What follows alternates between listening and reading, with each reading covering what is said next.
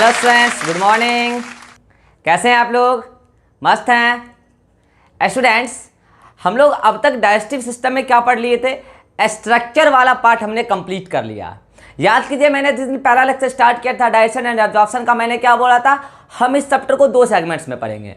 पहले structure complete कर लेंगे, और याद कीजिए मैंने ये भी बोला था जिनका स्ट्रक्चर वाला पार्ट क्लियर है वही आज से समझ पाएंगे। आज मैं बताने जा रहा हूँ फिजियोलॉजी ऑफ डाइजेशन। फिजियो का मतलब क्या होता है स्टूडेंट्स? फंक्शन। देखिए मैंने हेडिंग डाला है फिजियोलॉजी ऑफ डाइजेशन। फिजियो मतलब होता है फंक्शन, और लॉजी का मतलब मैंने पहले ही बताया क्या होता है? स्टडी। मतलब डाइजेशन कैसे होता है, इसका फंक्शन कैसे चलता है, अब हम ये पढ़ने वाले हैं।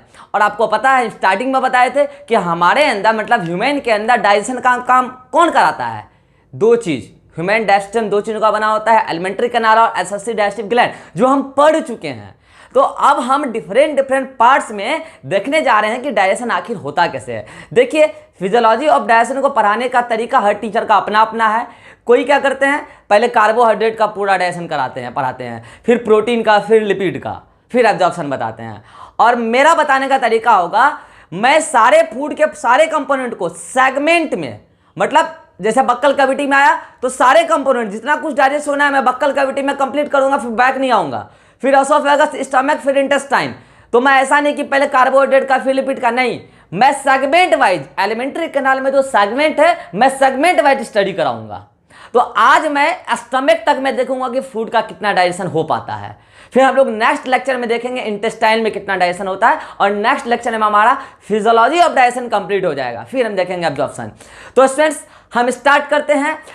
पहले फूड का डाइजेशन हो, इससे पहले आपको फूड इंजेस्ट करना पड़ेगा। याद कीजिए मैंने फूड अपटेकिंग का 5 स्टेप बताया है। First is ingestion, entry of food into buccal cavity through the mouth, ये तो इंजेस्ट हो गया, फूड का सिंपली एंट्री।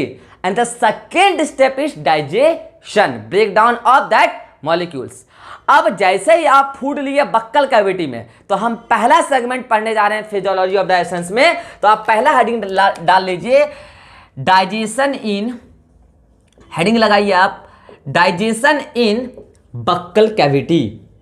बक्कल कैविटी, याद कीजिए हम लोग बक्कल कैविटी को ही क्या बोलते हैं? ओरल कैविटी बोलते हैं ना स्टूडेंट्स, ओरल कैविटी। चलिए आपको पता है कि बक्कल कैविटी के जस्ट बाहर एक accessory digestive gland, salivary gland, human में 3 पेयर। याद कीजिए मैंने बताया है, एक का नाम पैरोटिड ग्लैंड, याद आ गया, एक का नाम सब मैक्सिलरी या सब मैंडिबुलर, और एक था आपका लिंगुअल, सब लिंगुअल, टंग के नीचे। इन सब का क्या काम था? सलाइवा बनाकर सलाइवा को सिक्रीट कर देना। अब सलाइवा का क्या कंपोजिशन होता है, इसी पर डिपेंड करेगा कि बक्कल कैविटी के अंदर फूड का कितना कंपोनेंट किस चीज में टूट जाएगा। तो मैं सलाइवा का कंपोजिशन फिर से लिख रहा हूं, क्योंकि आपको सलाइवा के कंपोजिशन से बक्कल कैविटी के अंदर डाइजेशन क्लियर होगा। याद कीजिए मैंने बताया था कि सलाइवा के कंपोजिशन में यदि मैं बात करूं तो इसमें 99% तो क्या है स्टूडेंट्स? वाटर है। 99% क्या है? वाटर है, और साथ में कुछ इलेक्ट्रोलाइट।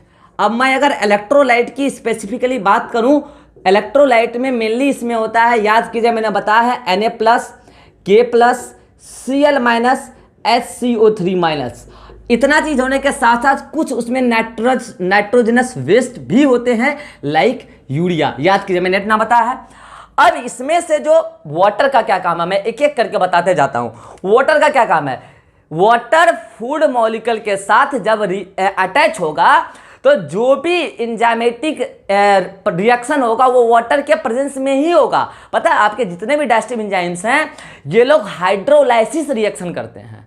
हाइड्रोलाइसिस रिएक्शन वो रिएक्शन होता है जो रिएक्शन वाटर की प्रेजेंस में किसी का ब्रेक डाउन हो रहा हो, तो उसके लिए वाटर तो चाहिए ना मीडियम। कहां से आएगा? सलाइवा में। 99% तो वाटर ही है।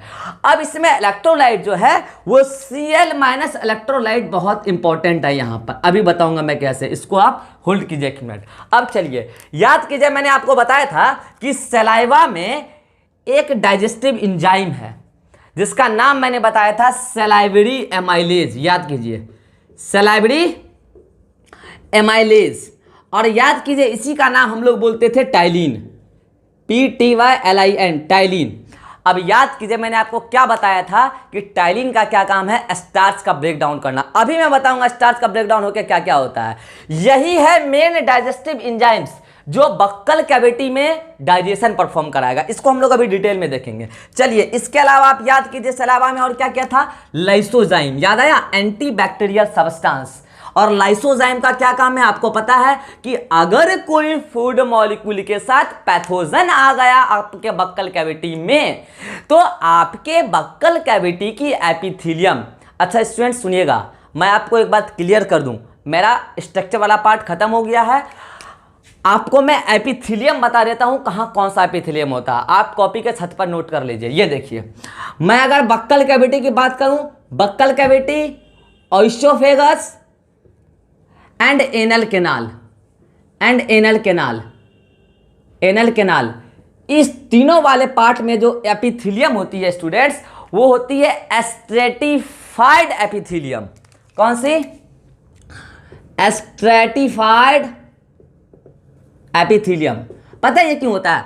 जहां पर भी एपिथेलियम स्ट्रेटिफाइड होती है मतलब वहां पर मल्टीलेयर्ड एपिथेलियम होगी, ये वहां पर आपको प्रोटेक्शन का काम करेगा। आप ही सोचिए बक्कल कैविटी में हार्ड पार्टिकल भी आता है। और याद कीजिए आपको मैंने क्या बताया कि रेक्टम में क्या होता है, वेस्ट मटेरियल का सॉलिडिफिकेशन होता है। तो जब एनल कैनाल से निकलेगा तो वहां पर भी प्रोटेक्शन के लिए चाहिए ना, तो ऑसोफेगस तक, बक्कल कैविटी से ऑसोफेगस तक पूरा सेगमेंट कैसा होता है स्टूडेंट्स? स्ट्रेटिफाइड। और लास्ट में एनल कैनाल में भी कैसा? स्ट्रेटिफाइड। वहीं जब आप स्टमक और इंटेस्टाइन को देखिएगा, स्टमक और इंटेस्टाइन को देखिएगा, तो स्टमक और इंटेस्टाइन में जो एपिथेलियम होती है वो होती है सिंपल ग्लैंड्यूलर एपिथेलियम। कैसा? नॉट स्ट्रेटिफाइड, सिंपल एपिथेलियम होती है और कैसा? Glandular epithelium. अब आप बोलेगा सर यहाँ ग्लैंडुलर क्यों होती है? यहाँ पर जो ग्लैंड्स होते हैं मेनली वही डाइजेस्टिव जूस क्रिएट करते हैं जो फूड के डाइजेशन में हेल्प करता है। तो ये बात आप नोट कर लीजिएगा। चलिए अब अगर मैं आपको बताऊं कि सलाइवा में क्या मौजूद था, लाइसोजाइम, तो सुनिएगा लाइसोजाइम क्या करेगा, जो भी आप फूड पार्टिकल खा लिए उसके साथ कोई पैथोजन आ गया तो उस पैथोजन को एक हद तक ये लाइसोजाइम किल कर देगा। ये काम किसका हो गया स्टूडेंट्स? लाइसोजाइम का। याद कीजिए मैंने आपको एक बताया था कि इसके साथ साथ एक एंटीबॉडी भी होता है वहां पर जो IgA कैटेगरी का है, और ये एंटीबॉडी भी आपको उसमें इम्यूनिटी में मदद कर रही थी। अब अगर मैं अगले कंपोनेंट की बात करूं तो इसमें यही सब आ गया, Na+, K+, Cl-, SO3- वगैरह। और मोस्ट इंपॉर्टेंट बात जो थी, सलाइवा ऐसा सिक्रीशन था जिसका pH, यह बहुत इंपॉर्टेंट बात है, जिसका pH स्टूडेंट्स याद कीजिए अप्रॉक्सीमेटली 6.8 के आसपास था। इसको आप क्या बोलिएगा? स्लाइटली एसिडिक या फिर नियरली न्यूट्रल। एल्कलाइन का तो नामो निशान नहीं लीजिएगा आप। अगर आप न्यूट्रल वर्ड यूज कर रहे हैं तो नियरली न्यूट्रल बोलिएगा, और अगर आप एसिडिक वर्ड यूज कर रहे हैं तो स्लाइटली एसिडिक, क्योंकि 7 के पास पहुंच चुका है। अब सुनिए हम पढ़ क्या रहे हैं? डाइजेशन इन बक्कल कैविटी। तो बक्कल कैविटी में क्या आया स्टूडेंट्स? डाइजेशन के नाम पर सलाइवरी एमाइलेज आया, एंजाइम। क्या करेगा? आपको मैंने पहले ही बताया है कि salivary amylase starch digestive enzyme है, और ये एंजाइम क्या करता है? ये मान लीजिए आपके फूड कंपोनेंट में तो खैर बहुत चीज है। अच्छा याद कीजिए मैंने बताया था सलाइवा में म्यूकस भी होता है, बताया था। अच्छा पहली बात आपको मैं बताऊं, टाइलिन जो है कौन सा सलाइवरी ग्लैंड सिक्रीट करता है? ये आपको पैरोटिड, याद कीजिए P4 पैरोटिड बताए थे, और टाइलिन में स्टार्टिंग में P है। पैरोटिड सलाइवरी ग्लैंड सिक्रीट करता है टाइलिन, और पता है इसको एक्टिवेट करने के लिए चाहिए एक आयन। कौन सा आयन? Cl-। इसका मतलब जब टाइलिन Cl- के साथ आएगा, और आपको यह मैं बता दूं कि टाइलिन नियरली न्यूट्रल या स्लाइटली एसिडिक मीडियम पर एक्ट कर सकता है। मतलब बताइए आप खुद कि ये pH कितना पर एक्ट करेगा? 6.8 पर एक्ट करेगा। आपको मैंने पहले ही बताया है कि टाइलिन स्टार्च डाइजेस्टिव एंजाइम है। अब मैं आपको बता रहा हूं कि टाइलिन जब गिरता है स्टार्च पर, किस पर गिरेगा स्टूडेंट्स? स्टार्च पर। तो टाइलिन स्टार्च को तोड़ देता है माल्टोज। किसमें स्टूडेंट्स? Maltose plus dextrin. और पता है स्टूडेंट्स, ये स्टार्च जो है ये पॉलीसेकेराइड है। याद कीजिए, हम बताए थे कि हम लोग पॉलीमर खाते हैं स्टूडेंट। ये स्टार्च क्या है स्टूडेंट? पॉलीसेकेराइड है। जबकि आपको पता होना चाहिए कि माल्टोज जो होता है ग्लूकोज और ग्लूकोज के जुड़ने से बनता है। इसका मतलब माल्टोज कैसा शुगर है? डाइसेकेराइड है। कैसा है? डाइसेकेराइड है। स्टूडेंट रुकिए, आप बोलिएगा सर आपको तो फाइनली स्टार्च से ग्लूकोज में तोड़ना चाहिए। नहीं, कंप्लीट डाइजेशन यहां नहीं होता। बक्कल कैविटी में कहां होता, हम आगे देखेंगे सेगमेंट में। यहां पर टाइलिन ने बस स्टार्च पॉलीसेकेराइड को तोड़ दिया डाइसेकेराइड माल्टोज में at pH 6.8 in the presence of chloride ion activator, और साथ में उसके साथ उसको मिला माल्टोज के साथ डेक्स्ट्रिन। ये हुआ रिएक्शन कहां पर? बक्कल कैविटी के अंदर। फिर बच्चा बोलता है अरे मास्टर एक बात बता, अगर सारा स्टार्च यहीं टूट जाएगा कार्बोहाइड्रेट, तो आगे तो कार्बोहाइड्रेट का डाइजेशन नहीं होगा। नहीं, जितने भी स्टार्च आपने खाए उसका केवल 30% स्टार्च को डाइजेस्ट कर पाएगा टाइलिन। ओनली 30% स्टार्च, 70% बच गया जिसका डाइजेशन आगे वाले सेगमेंट में होगा। कहाँ होगा वो अभी हम देखेंगे। अब बताइए, उस बक्कल कैविटी के अंदर किसका सिर्फ डाइजेशन हुआ? फूड में कार्बोहाइड्रेट बोले तो स्टार्च का। तब आप बोलेगा सर इसका मतलब बक्कल कैविटी में प्रोटीन और लिपिड को छुआ तक नहीं किसी एंजाइम ने। बिल्कुल सही सोच रहे हैं आप। बक्कल कैविटी में प्रोटीन और लिपिड का कोई डाइजेशन नहीं होता, सिंपली उसका पास आउट अगले सेगमेंट के पास होता है। आगे देखेंगे कहां उसका डाइजेशन होता है। बक्कल कैविटी में सिर्फ किसका डाइजेशन हुआ? स्टार्च का। अगर आप कच्चा स्टार्च खा रहे हैं, कच्चा आलू खा लीजिए आप, उसमें स्टार्च है ना, उसका डाइजेशन नहीं कर पाता टाइलिन। टाइलिन की एंजाइम की इतनी एफिशिएंसी नहीं है कि वो अनकुक्ड स्टार्च को डाइजेस्ट कर दे। ये टाइलिन सिर्फ कुक्ड स्टार्च को ही डाइजेस्ट कर सकता है। तो ये बात आप यहां नोट में लिख लीजिए कि ये सिर्फ कुक्ड स्टार्च को ही डाइजेस्ट कर सकता है। आप पका हुआ आलू खाइए, सिर्फ उसी को वो भी सारा नहीं, सिर्फ 30%। ये एम्स में सवाल आ चुका था कि आप पोटैटो खाए और उसका डाइजेशन आपके डाइजेस्टिव ट्रैक्ट में कहां से स्टार्ट हुआ, और पहला ऑप्शन था बक्कल कैविटी, क्योंकि बच्चा पढ़ लेता है कि स्टार्च का डाइजेशन कहां से स्टार्ट हो जाता है? Buccal cavity. लेकिन वो बोल दिया था कि आप कच्चा आलू खाए हैं, उसमें जो स्टार्च है उसका डाइजेशन बक्कल कैविटी में टाइलिन नहीं कर पाएगा स्टूडेंट। तो यहां पर बस क्या हुआ है? 30% स्टार्च टाइलिन के प्रेजेंस में माल्टोज और डेक्स्ट्रिन में टूट गया, बाकी चीज एज इट इज रही। अब सुनेगा म्यूकस ने क्या किया, और सुनिएगा बक्कल कैविटी मेन 2 काम परफॉर्म कर देता है। बक्कल कैविटी क्या किया? आपका टीथ और टंग के हेल्प से पूरे फूड को क्या किया? मैस्टिकेट कर दिया। ऐसे आप फूड जो चबाते हैं क्या है? मैस्टिकेशन ही है ना, बताया ना, फूड को चूरना। अब बताइए, फूड को तो आप बक्कल कैविटी में किसके हेल्प से चूरे? टीथ के हेल्प से। और टंग उसमें क्या किया? मदद किया। फूड पार्टिकल उधर भागता तो टंग ही ना उसको टीथ के पास पकड़ के फिर लाता है। मतलब बक्कल कैविटी ने तो पहला काम क्या करा दिया स्टूडेंट? पहला काम इसने कराया, major function, mastication of food. Mastication of food. और जो इसने काम कराया, टंग है ना यहाँ पर, टंग ने अब क्या किया? जैसे फूड मैस्टिकेट हुआ तो सलाइवरी ग्लैंड से सलाइवा आया था। सलाइवा में क्या था? म्यूकस। म्यूकस ने क्या किया? उस पार्सली अनडाइजेस्टेड फूड, अभी फूड का कंप्लीट डाइजेशन नहीं हुआ है, पार्सली अनडाइजेस्टेड फूड है। पार्सली डाइजेस्टेड बोलिए, पार्सली अनडाइजेस्टेड बोलिए, बात बराबर है।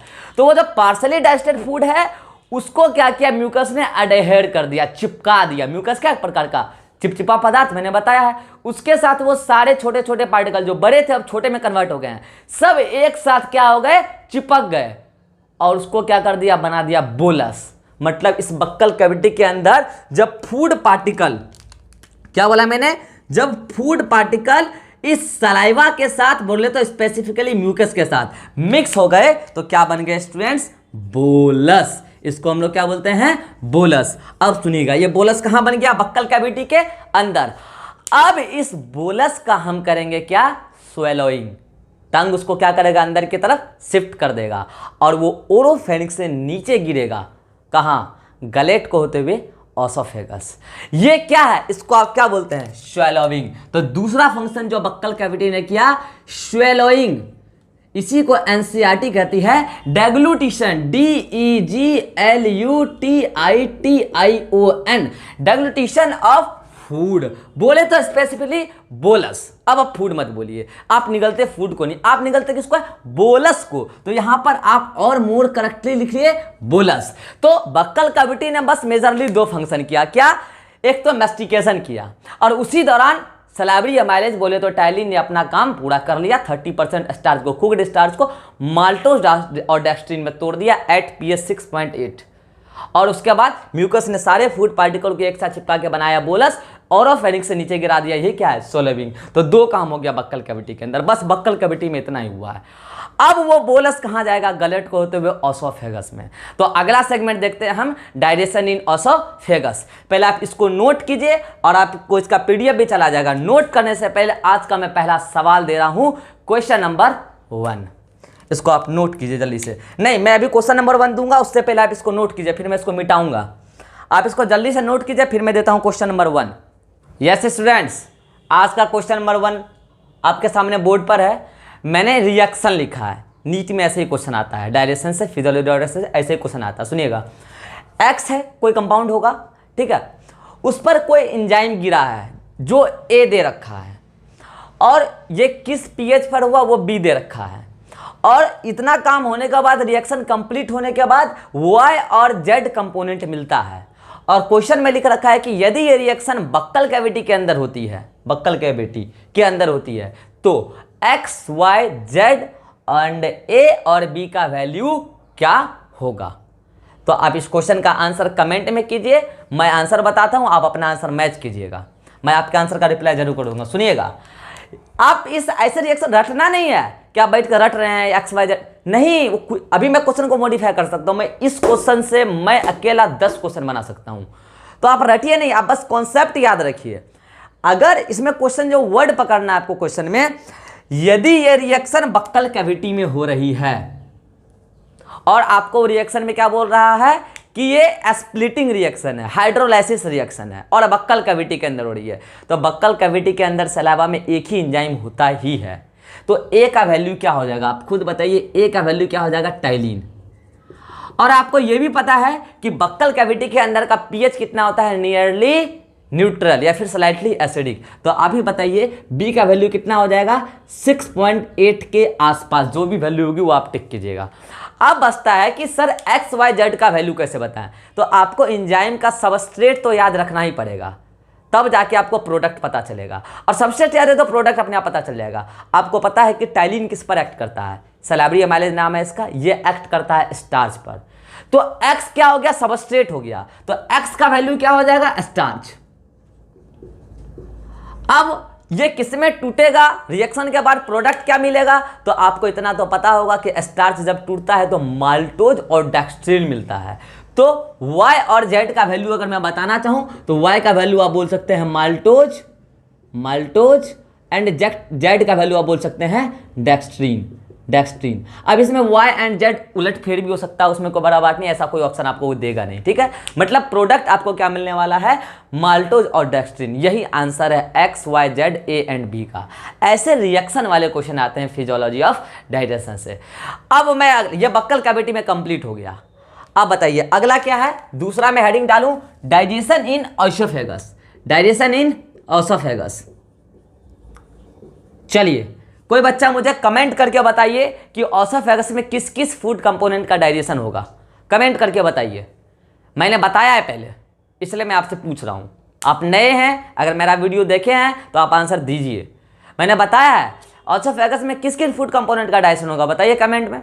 चलिए आप आंसर दीजिएगा, मैं बताता हूं। ओसोफेगस के अंदर डाइजेशन होगा ही नहीं, डाइजेशन नहीं होगा। अब आप सोच रहे होंगे क्यों, डाइजेशन होने के लिए क्या चाहिए, डाइजेस्टिव जूस, डाइजेस्टिव एंजाइम्स। याद कीजिए मैंने बताया है ओसोफेगस के अंदर कोई डाइजेस्टिव ग्लैंड नहीं होता। अगर यहां पर डाइजेस्टिव ग्लैंड ही नहीं है तो कोई डाइजेस्टिव एंजाइम्स होगा क्या, डाइजेस्टिव एंजाइम भी नहीं होगा। और अगर डाइजेस्टिव एंजाइम ही नहीं है तो बताइए डाइजेशन का कोई सवाल हो सकता है क्या। जब एंजाइम ही नहीं तो ब्रेकडाउन कौन करेगा, डाइजेशन ही नहीं होगा। और अगर यहाँ डाइजेशन नहीं होगा तो पता है स्टूडेंट्स, यहाँ पर एब्जॉर्प्शन भी नहीं होगा, एब्जॉर्प्शन भी नहीं होगा। फिर आप बोलिएगा सर फिर ओसोफेगस में होगा क्या, सिंपली ट्रांसफर ऑफ फूड।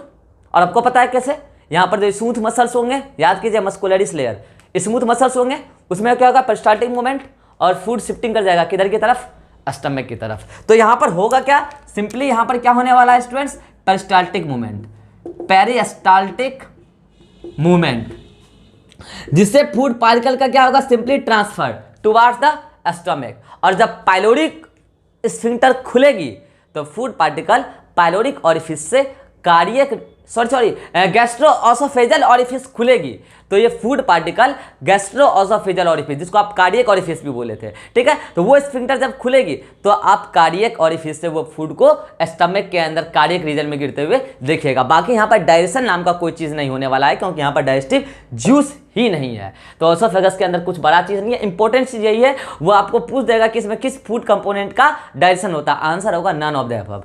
यहाँ पर कोई डाइजेशन नहीं होता है, क्योंकि यहाँ पर डाइजेस्टिव जूस है ही नहीं। इसको नोट कीजिए, फिर हम लोग आगे बढ़ते हैं। डाइजेशन इन स्टमक, अगला पार्ट हमारा स्टमक ही है, इसको आप जल्दी से नोट कीजिए। यस स्टूडेंट्स, अब हम लोग ओसोफेगस के बाद देखने वाले हैं स्टमक। तो जब कार्डियक ऑरिफिस स्फिंक्टर खोलेगा कार्डियक ऑरिफिस को, तभी फूड का एंट्री होगा स्टमक के अंदर। अच्छा, पता है स्टूडेंट्स, अगर आपसे सवाल आ जाए, चलिए आज का क्वेश्चन नंबर 2, अगर आपके साथ क्वेश्चन वो पूछ दे कि केमिकल डाइजेशन ऑफ फूड, क्या बोला मैंने, chemical digestion of food starts in, option नहीं दूंगा मैं, आप आंसर दीजिए।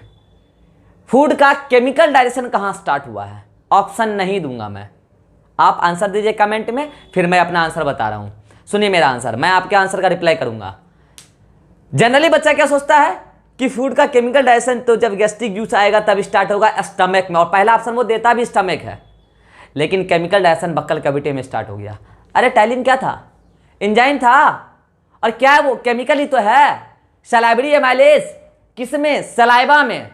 तो क्या करता है वो, डाइजेशन कर रहा था ना, तो केमिकल डाइजेशन का, मैकेनिकल तो वहां स्टार्ट हुआ ही, लेकिन केमिकल डाइजेशन भी बक्कल कैविटी में ही स्टार्ट हो गया, इसलिए आंसर विल भी बक्कल कैविटी। तो आप कंफ्यूज नहीं होइएगा, स्टमक आंसर नहीं मारिएगा, आप आंसर मारिएगा बक्कल कैविटी में। अगर वो रीजन पूछता है तो आप बोलिएगा due to action of ptyalin on starch to break the maltose and dextrin at pH 6.8 in the presence of Cl minus ion. ये बात है बक्कल कैविटी के अंदर की, ये क्वेश्चन आता रहता है, पॉपुलर क्वेश्चन है ये, ठीक है। अब हम लोग ओसोफेगस में कोई डाइजेशन हुआ नहीं, आगे बढ़ते हैं कहाँ, स्टमक में। तो स्टमक के अंदर आप बताइए क्या आया, फूड आया, नहीं, बोलस आया, बोलस गिरा कहाँ, कार्डियक रीजन में। अब जैसे ही वो फूड कंपोनेंट गिरा स्टमक के अंदर, बोलस, फूड कंपोनेंट बोलस, तो उसमें क्या सलाइवा है ना, ये सलाइवा, कौन, मैं फिर से बोल रहा हूं, जो बोलस में क्या है, सलाइवा, बोलस में सलाइवा और फूड दोनों है ना, ये सलाइवा स्टमक के अंदर गैस्ट्रिक ग्लैंड्स के सेल्स को एक्टिवेट कर देता है टू सिक्रीट गैस्ट्रिक जूस। ये सलाइवा रिस्पॉन्सिबल है स्टमक के गैस्ट्रिक ग्लैंड को स्टिमुलेट करने के लिए कि गैस्ट्रिक जूस आप सिक्रीट करो। और जब गैस्ट्रिक जूस सिक्रीट होता है तो आपको तो कंटेंट पता है ही, गैस्ट्रिक जूस में क्या क्या होता है। आइए एक बार अब हम लिखते हैं गैस्ट्रिक जूस का कंटेंट। क्या स्टूडेंट लिखेंगे, गैस्ट्रिक जूस। चलिए आप खुद बताइए, मैं अगर गैस्ट्रिक जूस का सारा कंटेंट लिखना चाहूं तो आप खुद बताइए, इसमें म्यूकस होगा कि नहीं होगा, जो नेक सेल सिक्रीट करेगी, याद कीजिए म्यूकस नेक सेल, मैंने बताया था ना, जो म्यूकस प्लस बाइकार्बोनेट दोनों का काम एक ही है, वो सिक्रीट करेगी। चलिए अगला सेल याद कीजिए, पैराइटल या ऑर्गेंटिक सेल क्या सिक्रीट करती है, CIF प्लस HCl। चलिए अगला आइए, जिसको आपने क्या बोला था, पेप्टिक सेल, याद आया, चीफ सेल, याद आया, क्या सिक्रीट करती है, इनएक्टिव एंजाइम 2, कौन कौन, याद कीजिए, पेप्सिनोजन, बताया था मैंने गैस्ट्रिक जूस में लेक्चर नंबर 4 में, पेप्सिनोजन। और कौन सा inactive enzyme, prorennin, RENNIN, rennin. और थोड़ा बहुत हल्के से गैस्ट्रिक लाइपेज, याद कीजिए गैस्ट्रिक लाइपेज बताया था। इन सारे कंटेंट को आप मिलाकर क्या बोले थे, गैस्ट्रिक जूस बोले थे। मतलब स्टमक के अंदर जो भी रिएक्शन होने वाला है इन गैस्ट्रिक जूस के कंपोनेंट से ही होने वाला है। अब आप बताइए, इसमें हम लोग को कुछ नया पढ़ना है क्या, नहीं पढ़ना है, सारा का फंक्शन आपको बता दिए। हाँ, आज इन सबको हम कंक्लूड करके देखेंगे। स्टमक के अंदर जो डाइजेशन है इसकी मैं मोस्टली चीज़ें गैस्ट्रिक जूस के साथ पढ़ा चुका हूँ। हाँ, अब मैं यहाँ पर कुछ चीज़ें बताऊँगा एक्स्ट्रा, सुनिएगा। ये तो गैस्ट्रिक जूस कब सिक्रीट करेगा? जब बोलस का सलाइवा एक्टिवेट करेगा किसको? Gastric glands of stomach. जब स्टमक के गैस्ट्रिक ग्लैंड को एक्टिवेट करेगा कौन? सलाइवा। क्या करेगा स्टूडेंट्स? एक्टिवेट। तो इस रेस्पॉन्स में gastric glands of stomach secrete करेगी गैस्ट्रिक जूस। अब सवाल आता है, सर इस सलाइवा में तो टाइलिन भी है, तो क्या वो टाइलिन अभी तक फूड का डाइजेशन कर ही रहा होगा? स्टमक के अंदर भी स्टार्च को डाइजेस्ट कर ही रहा होगा? तो आंसर है नहीं। चलिए, कोई भी बच्चा मुझे ये बात बताइए, जब वो टाइलिन स्टार्च को डाइजेस्ट कर ही सकता है और वो मौजूद है सलाइवा में, जो स्टमक के अंदर पहुंचा है, तो बोलस में पहुंचा है, तो उसमें तो टाइलिन अभी भी ना है, स्टमक के अंदर पहुंचा जो है। तो ये टाइलिन स्टमक के अंदर आकर क्या अभी भी स्टार्च का डाइजेशन कर रहा होगा? अगर कर रहा होगा तो क्यों कर रहा होगा, और अगर नहीं कर रहा होगा तो क्यों नहीं कर रहा होगा? क्वेश्चन नंबर 3, आज के लेक्चर का क्वेश्चन नंबर 3, आंसर दीजिए। क्या स्टमक के अंदर अभी भी टाइलिन स्टार्च को डाइजेस्ट कर रही होगी, मतलब कर रहे होंगे?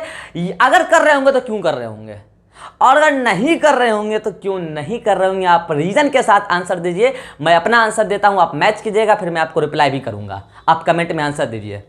तो आंसर है कि वर्क ऑफ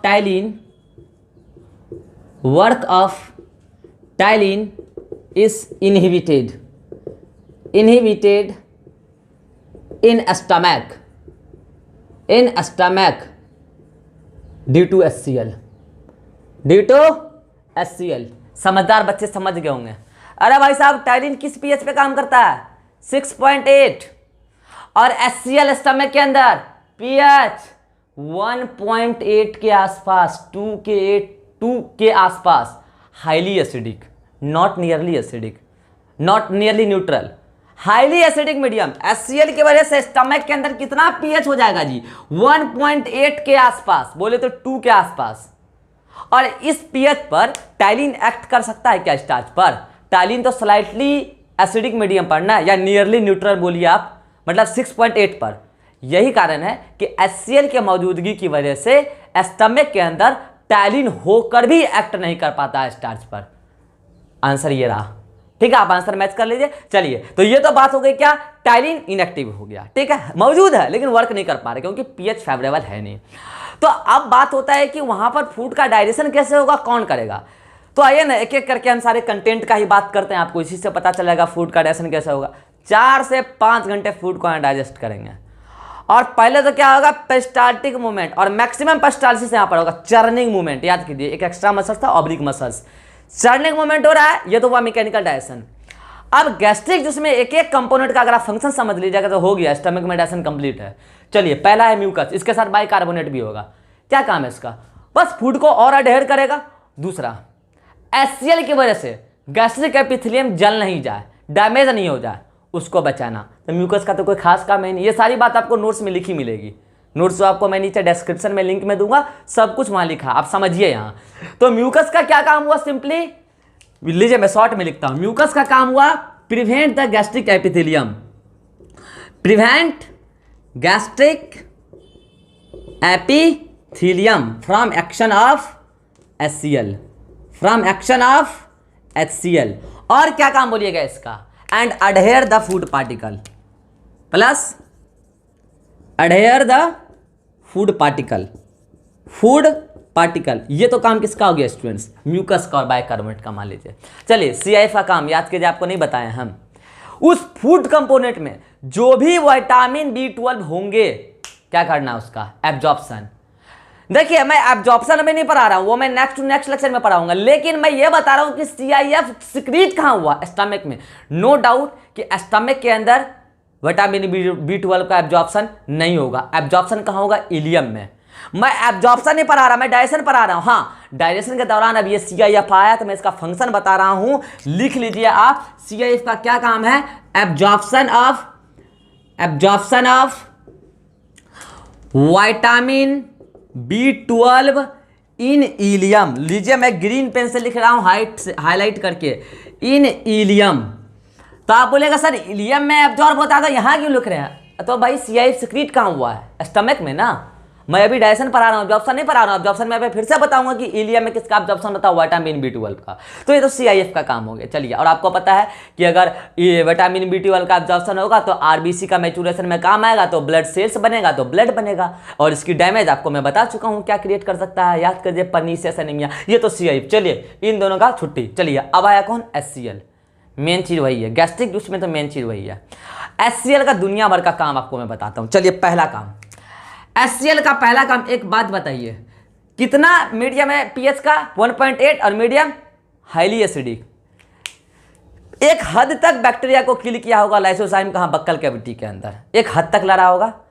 अब जो उसमें थोड़ा बहुत बैक्टीरिया बच गया होगा, क्योंकि वो तो स्लाइटली एसिडिक मीडियम, वहां पर लाइसोजाइम था, वो थोड़ा बहुत किल कर दिया। अब जो बैक्टीरिया बच गए वो कहां पहुंच गए? स्टमक के अंदर, जलते हुए आग के अंदर आए, वो एसिड के अंदर आए, एसिड के अंदर। तो मोस्टली पैथोजन किल हो जाएंगे आपके स्टमक के अंदर।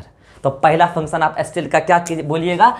किल द इंजेस्टेड, जो आपने खा लिया, अंदर निगल लिया, किल द इंजेस्टेड पैथोजन। पहला फंक्शन ये हो गया। चलिए, अगला फंक्शन मैं बता रहा हूं। आप जो फूड कंपोनेंट में आयरन खाते हैं ना, आयरन, वो आयरन +3 के फॉर्म में खाते हैं, लेकिन आपके बॉडी के अंदर आयरन का एब्जॉर्प्शन जो होता है ना, वो +2 के फॉर्म में होता है। इसका मतलब +3 को +2 के फॉर्म में कोई बदले तो, कन्वर्टर तो कोई हो ना, HCl है। तो इसका दूसरा फंक्शन आप क्या बताएंगे? कन्वर्ट आयरन +3, बोले तो फेरिक आयन, इंटू आयरन +2, बोले तो फेरस आयन। इसमें वो कन्वर्ट कर देता है, दूसरा फंक्शन। और HCl का क्या फंक्शन होगा? हाँ भाई साहब, टाइलिन क्यों नहीं वर्क कर रहा? Due to presence of HCl। तो आप डायरेक्टली इनडायरेक्टली इसका फंक्शन बताइएगा कि नहीं बताइएगा? It inactivate the activity of ptyalin. देखिए, इनएक्टिवेट द एक्शन ऑफ क्या? टाइलिन। बस इसका मौजूदगी ही टाइलिन के लिए काफी है। चलिए, PTYLIN, टाइलिन। अब इसका मेन काम जो है वो तो अभी तक मैंने आपको बताया ही नहीं। Act as activator for inactive enzyme of gastric juice. याद कीजिए, एंजाइम के लास्ट में जन लगा हो, इनएक्टिव एंजाइम। एंजाइम के नाम के आगे प्रो लगा हो, इनएक्टिव एंजाइम। कोई एक्टिवेटर चाहिए इसको एक्टिवेट करने के लिए। भाई साहब, एक्टिवेटर कौन है? HCl। तो ये HCl क्या करेगा? मेन फंक्शन इसका क्या है? Act as activator for the क्या? Inactive enzyme. और इनएक्टिव एंजाइम के ब्रैकेट में आप क्या लिखेगा? आप खुद बताइए। क्या आप पेप्सिनोजन एंड प्रोरेनिन लिखिएगा कि नहीं? Prorennin and pepsinogen are inactive enzyme of gastric juice. अच्छा, आप बोलिएगा सर इसको एक्टिव करेगा तो किस में कन्वर्ट होगा? ये भी पूछने वाली बात है क्या? गैस्ट्रिक जूस में नहीं पढ़ा है? लिखिए, आपके आत्मा की शांति के लिए लिख देते हैं। चलिए, लिखिए पेप्सिनोजन। लिखिए, पेप्सिनोजन पे जब HCl गिरेगा, लिखिए, आपकी आत्मा की शांति मिलेगा। HCl लिखिए। चलिए, लिखिए यहाँ पेप्सिन। खुश? चलिए, इसके बारे में भी लिख लेते हैं, आप और खुश हो जाइएगा। प्रोरेनिन। चलिए, प्रोरेनिन गिराइए इस पे HCl। चलिए, गिराइए HCl।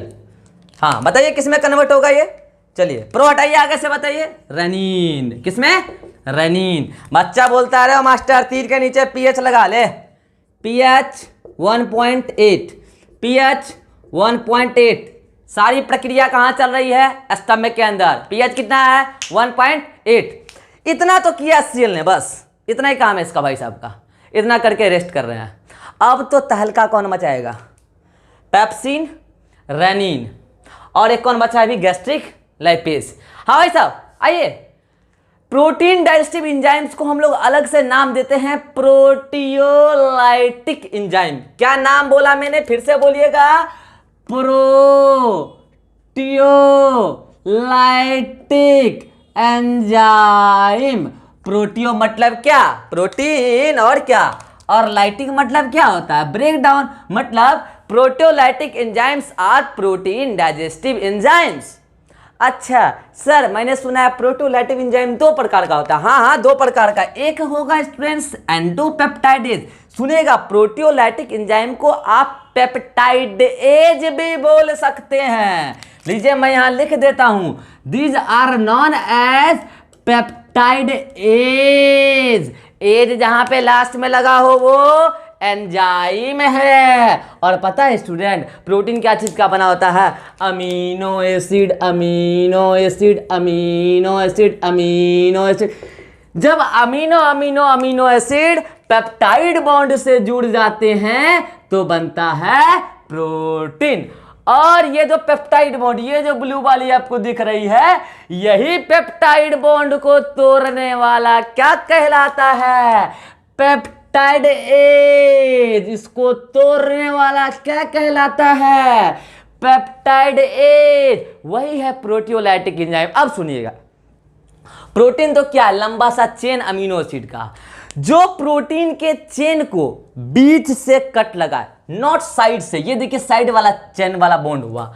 अगर कोई प्रोटीन के चेन को बीच से कट लगाता है तो ऐसे पेप्टाइडेज को बोला जाता है स्टूडेंट्स एंडोपेप्टाइडेज। और जब एंडोपेप्टाइडेज प्रोटीन को तोड़ता है तो बीच से तोड़ता है, और उस समय आपको प्रोटीन के ब्रेकडाउन से पेप्टोन्स और प्रोटीओज मिलेगा। जब प्रोटीन पर गिरेगा student endopeptidase. Peptidase, endopeptidase protein को बीच से तोड़ा और कन्वर्ट कर दिया पेप्टोन्स और प्रोटीओज में। अब इस पेप्टोन्स और प्रोटीओज ये अलग अलग, अब इसके ब्रेकडाउन को कोई ना कोई तो परफॉर्म करेगा ना। वो तो साइड वाला चेन है ना, उसको जो साइड से बाहर वाले चेन को तोड़ेगा। किसको? इस पेप्टोन्स और प्रोटीओज को कौन तोड़ेगा जी? एक्सोपेप्टाइड एज। बाहर से बॉन्ड तोड़ रहा है पेप्टाइड वाला। अब आपको मिलेगा dipeptide, dipeptide and amino acid. अब आप मानिएगा कि प्रोटीन का लगभग पूरा ब्रेकडाउन हुआ है, क्योंकि आपको अब अमीनो एसिड मिलने लगा है। इस कहानी से आपको क्या शिक्षा मिलती है कि प्रोटियोलाइटिक एंजाइम को हम लोग पेप्टाइडेज भी बोलते हैं, जो दो प्रकार के होते हैं। अगर प्रोटीन को बीच से तोड़ेंगे तो एंडोपेप्टाइडेज एंजाइम तोड़ेगा इसको, और प्रोटीन से टूटने के बाद मिलेगा हम लोग को पेप्टोन्स और प्रोटीओज। और जब प्रोटीन के कटे हुए टुकड़े बोले तो पेप्टोन्स और प्रोटीओज पर एक्ट करेगा एक्सोपेप्टाइडेज, तो आपको मिलेगा finally dipeptide and amino acid. ये कहानी खत्म। अब कहानी का कंक्लूजन बता रहा हूं। Pepsin is a type of endopeptidase. क्या बोला? Pepsin is a type of endopeptidase. बच्चा बोलेगा अब रिएक्शन। जब पेप्सिन गिरेगा प्रोटीन पर, आपको पता है एंडोपेप्टाइडेज, पेप्टाइडेज एंजाइम और प्रोटियोलाइटिक एंजाइम मीन्स ये पेप्सिन प्रोटीन को तोड़ने वाली एंजाइम है। चलिए मैं रिएक्शन लिख रहा हूं। ये रहा आपका प्रोटीन। मान लीजिए आपने जो फूड कंपोनेंट खाए हैं, ये रहा आपका प्रोटीन। और बताइए इस प्रोटीन पर हाल चाल नहीं बताना, रिएक्शन बताइए। चलिए प्रोटीन पर गिर रहा है पेप्सिन, गिराइए। ये रहा पेप्सिन। चलिए बताइए रिएक्शन में नीचे क्या बनेगा प्रोडक्ट में, बताइए कमेंट में खटाखट। अरे भाई साहब एंडोपेप्टाइडेज है यार पेप्सिन, अभी बताया। एंडोपेप्टाइडेज टूटता है जब गिरता है प्रोटीन पर, तो प्रोटीन किस में टूटता है यार, बोलो ना, पेप्टॉन। और बोलो प्रोटियोज। बच्चा बोलता रहे मास्टर तीर के पास पीएच लिख ले। बता तू ही बता, पीएच कहाँ चल रहा है काम? पेप्सिन कहाँ मिलता है भाई? स्टमक में। पीएच रटोगे क्या? इतना नहीं पता पेप्सिन कहाँ मिलता है? जहाँ मिलता है वहीं ना एक्ट भी करेगा। स्टमक में मिलता है। पीएच बता स्टमक का 1.8। क्यों रट रहे हो पीएच? लिख दो यहाँ 1.8। बोलो क्लियर है? ये वाली रिएक्शन भाई साहब का काम खत्म है। इन भाई साहब का कोई काम नहीं होता। बोल रहे फिर लिखा क्यों है? अरे यार यहाँ जन लगा है, इसका काम नहीं होता। इसको कन्वर्ट करेगा HCl किस में? इसमें। इसका काम होता क्या? प्रोटीन पे गिरेगा तो टूटेगा पेप्टोन्स और प्रोटियोज में। सर अब इसको कौन तोड़ेगा डाइपेप्टाइड अमीनो एसिड में? ये काम स्टमक के अंदर नहीं होगा, ये इंटेस्टाइन में होगा कल, आज नहीं, आज यहीं तक। अच्छा सर ठीक है, इसका काम बताइए। हाँ, जब आप बचपन से दूध पीते थे ना, उस दूध को पहले कोगुलेट किया जाता था। तब आपका पेप्सिन इतना इफेक्टिव नहीं था कि दूध में पाए जाने वाले प्रोटीन कैसिन प्रोटीन को तोड़ दे डायरेक्ट पेप्टोन्स और प्रोटियोज में। तो उस समय क्या होता था? ये रहा आपका मिल्क प्रोटीन। क्या है स्टूडेंट? Milk protein. और ये मिल्क प्रोटीन का नाम भी पूछते हैं कभी कभी, बोलो क्या नाम है इसका? Casein protein. और जब ये मिल्क प्रोटीन कैसीन पर गिरता है क्या? ये रेनिन, जो सिर्फ इन्फेंट्स में पाया जाता है। पता है ये रेनिन अकेले ये प्रक्रिया नहीं कर सकती है, इसको एक आयन की जरूरत है, कैल्शियम +2। दूध में ही है कैल्शियम +2, तो साथ में आप क्या लिख लीजिए इसके साथ? कैल्शियम +2। तो अब जैसे ये कैसीन और रेनिन कैल्शियम +2 के प्रेजेंस में रिएक्ट करेगा तो बनेगा स्टूडेंट पैरा कैसीनेट। क्या है ये है कोगुलेटेड मिल्क। क्या है ये? Coagulated milk. अरे दूध का थक्का है ये।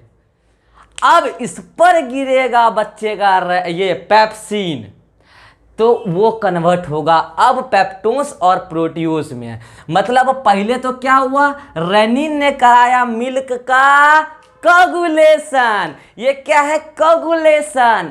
अब आगे क्या होगा? डाइजेशन। तो डाइजेशन कराने के लिए आ जाएगा। रे बच्चे में किसने बोला कि पेप्सिन नहीं है? मैंने तो ये ना बोला कि पेप्सिन है, मगर वो मिल्क प्रोटीन को डाइजेस्ट नहीं कर सकता डायरेक्ट बच्चे के अंदर। इतना एफिशिएंट एंजाइम नहीं है बच्चे में पेप्सिन कि वो डायरेक्ट मिल्क प्रोटीन को तोड़ दे। हमारे अंदर डायरेक्ट, हमारे अंदर नहीं रेनिन, हमारे अंदर गैस्ट्रिक में रेनिन नहीं है, हमारा पेप्सिन डायरेक्ट तोड़ता है कैसीन को भी, कोई दिक्कत नहीं है। लेकिन बच्चे के अंदर पहले कोगुलेशन कराया, फिर कौन आया स्टूडेंट? पेप्सिन। ये लो भाई पेप्सिन। चलो बताओ क्या होगा? अब जब आपको पता है प्रोटीन टूटता है, आपको क्या पता है कि पेप्सिन कैसा एंजाइम है, एंडोपेप्टाइडेज, तो आप खुद बताइए कि वो किस में टूटा होगा। ये रहा जवाब, पेप्टोन्स और प्रोटियोज। जवाब लिखिए, peptones plus प्रोटियोज।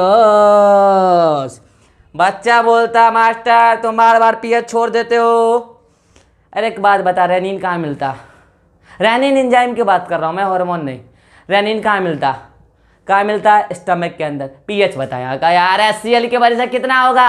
Highly acidic, pH 1.8 ना 2 के आसपास। क्या पूछ रहे हो? लिखो ना यार, पीएच 1.8। फिर बोलता है सर स्थिर पे भी आप पीएच भूल गए। कितना होगा? कहाँ मिलता है पेप्सिन बता? स्टमक के अंदर। क्या रट रहे हो यार? पीएच लिखो ना 1.8। 1.8। दिस इज द डाइजेशन इन कहाँ? स्टमक। क्या बन गया इतना कुछ के बाद? दही बन गया, दही। Acidic form of food is known as chyme. जब इतना गैस्ट्रिक जूस गिरा बोलस पर, तो बोलस क्या बोला? Bolus plus gastric juice is equals to chyme, is equals to chyme, is equals to chyme. और ये काइम बनकर तैयार है भाई साहब, कहां पर? स्टमक में। ये सारा काम होने में 4 से 5 घंटा लग गया और काइम बनकर कहां तैयार है? स्टमक के अंदर। पता है स्टूडेंट्स, ये बोलस कब आया स्टमक के अंदर? जब कार्डियक स्फिंक्टर खुला और कार्डियक ओरिफिस से नीचे गिरा। ये वाला, ये देखिए ना, ऐसे था ना, ये वाला डायग्राम याद आया? यहाँ पर एक कार्डियक ओरिफिस था, आगे फिर ये स्टमक था, ये वाला रीजन पूरा। कभी कभी क्या होता है कि ये कार्डियक स्फिंक्टर खुलता ही नहीं है। क्या बोला मैंने? कभी कभी ये मिसअपनिंग हो जाती है, कभी कभी खुलता ही नहीं है। तो उस कंडीशन में वो सारा फूड पार्टिकल इस ऑसोफेगस के लोअर पार्ट में अक्युमुलेट होने लगता है। तो ऑसोफेगस क्या, वो खुद एक मस्कुलर स्ट्रक्चर है। तो ऑसोफेगस में लोअर पार्ट पर क्या हो जाती है? स्वेलिंग। अच्छा बताइए, यहीं पर मीडियास्टिनम कैविटी भी है जो हम आपको बताएंगे सर्कुलेटरी में, और यहीं पर हार्ट भी है। तो ये जब स्वेलो करने लगती है ना oesophagus due to accumulation of food, तो वो एक्युमुलेटेड फूड हार्ट पर प्रेशर लगाने लगता है, जो चेस्ट में पेन होता है। इस कंडीशन को हम लोग बोलते हैं कार्डियक एक्लाइसिया। क्या बोलते हैं स्टूडेंट्स? कार्डियक एक्लाइसिया। कब? जब कार्डियक ऑरिफिस नहीं खुलेगा तो बोलस एक्युमुलेट होने लगेगा पर्टिकुलर टाइम के लिए ऑसोफेगस के लोअर पार्ट में, जो प्रेशर एक्सर्ट करेगा हार्ट के अपेक्स पर, तो चेस्ट में पेन होगा। This condition is known as cardiac achalasia. अब सुनिएगा, कभी कभी क्या होता है, ये स्टमक के अंदर जो काइम बना, अभी बताया ना, ये काइम मैकेनिकल डायजेशन भी वहां चल रहा है। इसके प्रेशर की वजह से ये काइम मैकेनिकल डायजेशन और केमिकल डायजेशन जब स्टमक में चल रहा है उस समय खुल जाता है। तो काइम का रिवर्स फ्लो हो जाता है ऑसोफेगस के अंदर, और ऑसोफेगस के अंदर मीडियम एसिडिक नहीं होता नॉर्मली। तो ये काइम जब जाता है ऑसोफेगस के अंदर, चेस्ट रीजन में ना ऑसोफेगस, तो पूरे चेस्ट रीजन में बर्निंग सेंसेशन लगता है जैसे पूरा दिल जल रहा हो, हार्ट जल रहा हो। वो वाला जलने वाला नहीं जो आप लोग बोलते हैं, ये बायोलॉजिकली जैसे लग रहा है पूरा हार्ट में आग लग गया है। इसको बोलते हैं हम लोग हार्ट बर्न डिजीज। क्या बोलते हैं इसको? Heart burn disease. दिल जले बोल रहे हैं, आया मेरा वाला रोग। ये तुम्हारा वाला नहीं है, तुम्हारा वाला भी बताएंगे। ये हार्ट बर्न डिजीज है जब काइम चला जाता है ऑसोफेगस में। अच्छा, अब इसको एक और नाम से बोला जाता है, इसको बोला जाता है गैस्ट्रो ऑसोफेजियल रिफ्लैक्स। क्या बोला हमने? Gastro ऑसोफेजियल reflex. रिफ्लैक्स क्यों बोला इसको? एक रिफ्लैक्स है कि वो आया इसमें, और अगर बर्निंग सेंसेशन हुआ, अच्छी बात है, आपको पता चल रहा है कि आपका काइम यहाँ है। अगर आके भी पता ना चले तो शायद आपका रिफ्लेक्स एक्शन एक्टिव नहीं है, इसलिए आपको पता नहीं चल रहा है। दिल जल के भी पता नहीं चले तो एक बार पता करना, ठीक है? क्योंकि दिल कब जलेगा? जब काइम आएगा यहाँ पर, हार्ट बर्न डिजीज। तो ये हुआ दो डिसऑर्डर स्टमक के मिस ओपनिंग से। एक तो मिस ओपनिंग जो काइम अंदर आ गया, और एक ओपनिंग ही नहीं हुआ। तो इसकी वजह से दो टाइप का आपको कंडीशन मिलेगा, एक कार्डियक एक्लाइसिया और एक हार्ट बर्न डिजीज। तो आज हमने स्टमक तक में डाइजेशन देख लिया, काइम बनकर तैयार है। आज इस काइम को आप संभाल के रखिए। हम लोग नेक्स्ट लेक्चर में इस काइम पर बहुत सारे एंजाइम डालेंगे और इस भाई साहब को तोड़ तोड़ कर छोटे छोटे टुकड़े में कन्वर्ट कर देंगे, फिर कराएंगे एब्जॉर्प्शन। तो आज के लेक्चर में हमने जो भी पढ़ाया है इससे रिलेटेड मैं अभी आपको कुछ क्वेश्चंस दूंगा। पहले आप इसको नोट कीजिए, फिर हम क्वेश्चंस देते हैं, क्वेश्चन को डिस्कस करेंगे, फिर हम मिलेंगे नेक्स्ट लेक्चर में। ठीक है बच्चों, इसको जल्दी से आप नोट कीजिए, वैसे पीडीएफ तो जाएगा ही आपको। यस स्टूडेंट, तो अभी तक मैंने जो भी बताया आपको सारे गैस्ट्रिक जूस के कंपोनेंट के फंक्शन बता दिए। एक छूट गया स्टूडेंट, सुनिए, याद कीजिए। मैंने आपको म्यूकस बता दिया, बाइकार्बोनेट बता दिया, CIF बता दिया, HCl बता दिया, पेप्सिनोजन बता दिया और प्रोरेनिन बता दिया। ठीक है, एक्चुअल में प्रोरेनिन और पेप्सिनोजन काम नहीं करता, पेप्सिन और रेनिन काम करता है। एक छूट गया स्टूडेंट्स, गैस्ट्रिक लाइपेज। कौन? Gastric lipase. अब सुनिए, गैस्ट्रिक वर्ड का मतलब क्या होता है मैंने पहले बताया है, स्टमक। तो आपके स्टमक में जितना फैट पहुंचा है बोलस के साथ, उसका मात्र 1% इमल्सिफाइड फैट, मैंने पहले बताया इमल्सिफिकेशन का मतलब क्या होता है, बड़े ड्रॉपलेट को छोटे ड्रॉपलेट में बदलना। 1% इमल्सिफाइड फैट, कौन? इमल्सिफाइड फैट, ये जब कन्वर्ट होगा किसमें, इस पर जब गिरेगा क्या, गैस्ट्रिक लाइपेज। कौन गिरेगा? Gastric lipase. तो ये फैट को कन्वर्ट कर देता है स्टूडेंट्स फैटी एसिड, किसमें? फैटी एसिड प्लस ग्लिसरॉल में, डायरेक्ट फैटी एसिड और ग्लिसरॉल में। फिर आप बोलेगा सर आप तीर के नीचे पीएच नहीं लिखे, तो लीजिए ना, गैस्ट्रिक मतलब क्या, स्टमक। ये लाइपेज कहाँ मिल रहा है? स्टमक में। पीएच आप खुद बता दीजिए, 1.8 के आसपास। ऐसे जाके अब जो एसिडिक फॉर्म ऑफ फूड बना स्टमक के अंदर, उसको आप बोलिएगा काइम। और जब पाइलोरिक स्फिंक्टर खुलेगा तो ये जाएगा पाइलोरिक ओरिफिस के अंदर, फिर वहाँ पर डाइजेशन कंप्लीट होगा, जो हम नेक्स्ट लेक्चर में देखेंगे। स्टूडेंट्स, मैंने नीचे 3 रिएक्शन वाले क्वेश्चंस लिखे हैं और ये तीनों क्वेश्चंस आज के लेक्चर से रिलेटेड है। आप इसका आंसर दीजिए कमेंट में लिखकर। आप कमेंट में वैसे लिखकर आंसर दीजिएगा तो आपको थोड़ा टफ लगेगा। आप एक पेपर लीजिए, सादा पेपर, उस पर आप रिएक्शन पहले लिखिए और फिर आप पहले अपने रफ में लिख लीजिए, और जब मुझे आप सेंड कीजिएगा उसमें आप ये जो भी वैल्यू मैंने बोले इसका वैल्यू बताइए। आप इसका वहाँ पर वैल्यू लिख के पेपर का फोटो मुझे सेंड कर दीजिए। आपका आंसर सही होगा तो मैं आपको रिप्लाई करूँगा, गलत होगा तो भी रिप्लाई करूँगा। ऐसे आप लिख के रिप्लाई नहीं कर पाइएगा, मुझे पूछ नहीं पाइएगा, ठीक है? तो आप पहले इसको क्वेश्चन को नोट कीजिए और फिर आप आंसर का रिप्लाई मुझे कीजिए, फिर मैं आंसर बताता हूँ, ठीक है? यस स्टूडेंट्स, आपके आंसर का मैं रिप्लाई करूँगा। अब मैं खुद आंसर बता रहा हूँ, सुनिए। ऐसे क्वेश्चंस को आप कैसे अटेम्प्ट कीजिएगा, नीट में भी आता है, और डाइजेशन ऑफ मतलब कि डाइजेशन से जो फिजियोलॉजी ऑफ डाइजेशन से क्वेश्चन आता है, मैं उसका ये टफेस्ट सवाल मानता हूँ। इससे ज़्यादा टफ आपको कभी नहीं दे पाएगा, नीट तो नहीं दे पाएगा। एम्स होता था तो देता था। मैं उसका टफेस्ट सवाल आपको रिएक्शन के फॉर्म में करा रहा हूँ। मैंने पहले ही बोल दिया कि सारे क्वेश्चंस आज के लेक्चर से रिलेटेड है, मतलब स्टमक, वैसे भी क्वेश्चन में लिखा है कि स्टमक से रिलेटेड है, ठीक है? अब देखिए, आप इन दोनों क्वेश्चंस को गौर कीजिए। इसमें डायरेक्ट पहले ब्रेकडाउन नहीं हुआ है, पहले किसी केमिकल्स का दूसरे केमिकल में कन्वर्जन हुआ है। आप गौर कीजिए कि इसमें डायरेक्ट क्या हुआ, ब्रेकडाउन हो गया, और यहाँ पर देखिए डायरेक्ट ब्रेकडाउन नहीं हुआ है। पहले वी कोई कंपाउंड है, केमिकल है, ये कन्वर्ट हुआ है डब्ल्यू में, और इसको कन्वर्ट करने वाला कोई एक्स है, स्मॉल एक्स, और ये किस पीएच पर हुआ है। और उसके बाद ये डब्ल्यू किसी एक्स कंपोनेंट पर, कैपिटल एक्स पर गिरा है, पीएच बी पर, तो वो कन्वर्ट हो गया वाई प्लस जेड पर, और ये सारा रिएक्शन कहाँ चला है, स्टमक के अंदर। तो आप खुद बताइए, आपको ऑप्शन इस प्रकार से देगा ना कि आप आराम से लिख लीजिएगा। देखिएगा, ये वी आपको नहीं लगता कि पेप्सिनोजन होगा? ये वी कौन है? पेप्सिनोजन। आप ही बताइए, पेप्सिनोजन पर जब HCl गिरता है तो यहाँ X का वैल्यू क्या हो जाएगा, HCl। पेप्सिनोजन पर जब HCl गिरता है तो बताइए आप ही pH कितना हो जाएगा, 1.8।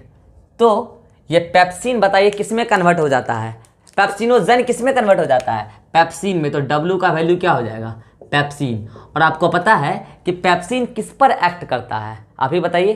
पेप्सिन प्रोटीन पर एक्ट करता है, तो X का वैल्यू आप ही बताइए क्या हो जाएगा, प्रोटीन हो जाएगा X का वैल्यू। और जब ये प्रोटीन पर गिरता है पेप्सिन, तो आप खुद बताइए किस में तोड़ता है प्रोटीन को, पेप्टोन्स और प्रोटियोज में। तो पहले क्वेश्चन का आंसर आपके सामने। अच्छा आप ही बताइए, पेप्सिन कहाँ मिलेगा, स्टमक के अंदर।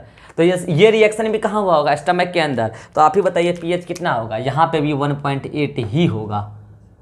बताइए, अगर ऑप्शन आपको 1.8 नहीं दिया हो, मैं थोड़ा हाई लेवल में जा रहा हूँ, अगर ऑप्शन में आपको 1.8 नहीं दिया हो और एक ऑप्शन लिखा हो B = A, बच्चा और कंफ्यूज हो जाता है, क्या गलत लिखा, सही तो लिखा है।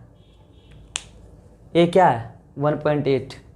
अब आपको ऐसा कोई ऑप्शन, यहाँ तक आप पहुँच गए ऑप्शन में, फिर आपको B = 1.8 मिल ही नहीं रहा है और लिखा है B = 1। आप सोच रहे हैं कि तो स्पेलिंग मिस्टेक है, ऑप्शन प्रिंट नहीं हो पाया ढंग से, यहाँ पर उसको 1.8 लिखना था, A लिख दिया।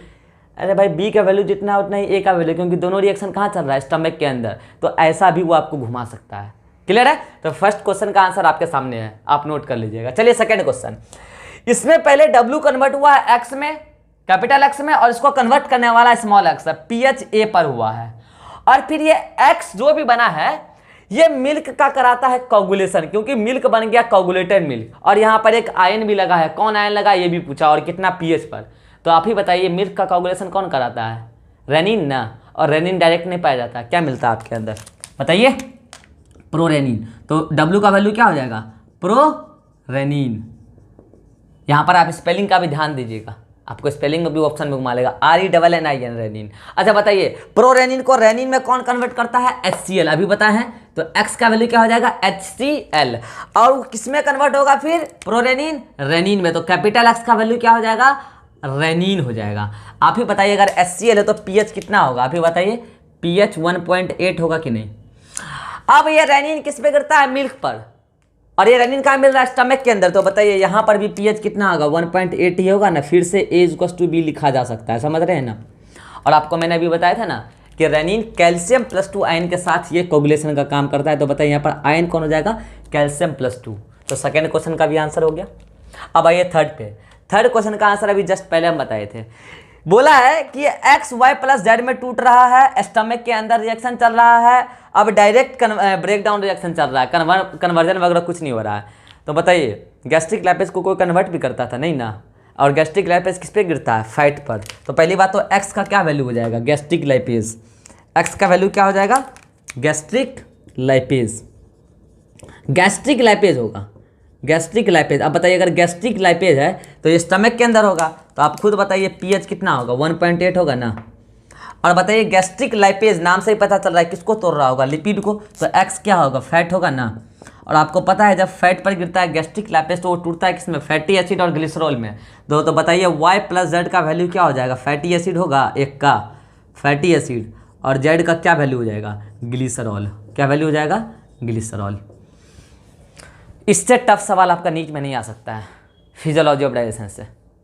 मैं कल और क्वेश्चंस कराऊंगा। कल जब मैं पढ़ाऊंगा आपको physiology of digestion in intestine, small intestine, तो कल और रिएक्शन वाले क्वेश्चन हम देखेंगे, थोड़ा और लेवल बढ़ाएंगे। तो फिर नेक्स्ट लेक्चर में हम लोग देखने वाले क्या हैं? डाइजेशन इन इंटेस्टाइन। बच्चों आज का लेक्चर अगर आपको समझ में आ गया तो आज के लेक्चर को आप पूरा वीडियो से प्रिपेयर कर चुके हैं, तो जाइए नीचे डिस्क्रिप्शन में लिंक में आपको 2 लिंक मिलेगा। एक बोर्ड वर्क का, जितना कुछ बोर्ड पे लिखा है उसका आपको PDF गया होगा, और क्लास नोट्स भी एक लिंक में गया होगा, और NCERT कंटेंट भी गया होगा। उसको रीड कीजिए, कोई डाउट हो तो डाउट पूछिए। फिर हम लोग मिलेंगे नेक्स्ट लेक्चर में physiology of digestion in small intestine. ठीक है बच्चों, तब तक के लिए चलते हैं, बाय बाय।